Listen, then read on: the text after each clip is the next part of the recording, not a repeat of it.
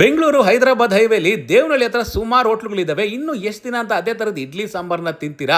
Variety ಆಗಿರೋ mini ಇಡ್ಲಿಗಳನ್ನ try ಮಾಡೋದ್ರ ಜೊತೆಗೆ ಮುಳುಬಾಗ್ಲು ದೋಸೆ ಅಂತಂದ್ರೆ ಬರೀ ಆಲೂಗಡ್ಡೆ ಮಸಾಲೆ ಅಲ್ಲ ಗುರು, ಸಾಗು ಮಸಾಲೆ ದೋಸೆನ ನೀವು ಇಲ್ಲಿ ಟ್ರೈ ಮಾಡೋದ್ರ ಜೊತೆಗೆ ಫ್ಯಾಮಿಲಿ ಕಾಂಬೋ ಅಂತ 1999ಗೆ ಇಂಟ್ರೊಡ್ಯೂಸ್ ಮಾಡಿದ್ದಾರೆ.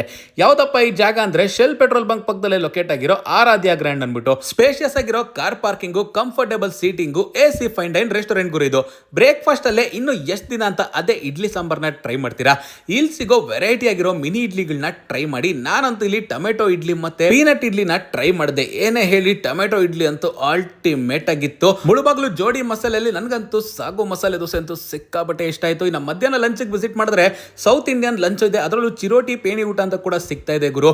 ನಾನಿಲ್ಲಿ ಫ್ಯಾಮಿಲಿ ಕಾಂಬೋನ ತಗೊಂಡಿದ್ದೆ. ಇದು ಬಂದು 4 ಜನಕ್ಕೆ ಆರಾಮಾಗಿ ಇಡಿಸುತ್ತೆ. ಇದರಲ್ಲಿ ನಿಮಗೆ ಒಂದು ಫುಲ್ ಸ್ಟಾರ್ಟರು, ಒಂದು ಫುಲ್ ಗ್ರೇವಿ, ಹಾಗೆ ರೋಟಿ, ನಾನು, ಕುಲ್ಚಾ, ಜೊತೆಗೆ ತಂದೂರಿ ಸ್ಟಾರ್ಟರ್ ಅಷ್ಟೇ ಅಲ್ಲದೆ ರೈಸ್ ಪೋರ್ಷನ್ ಕೂಡ ಕೊಡ್ತಾ ಇದ್ದಾರೆ.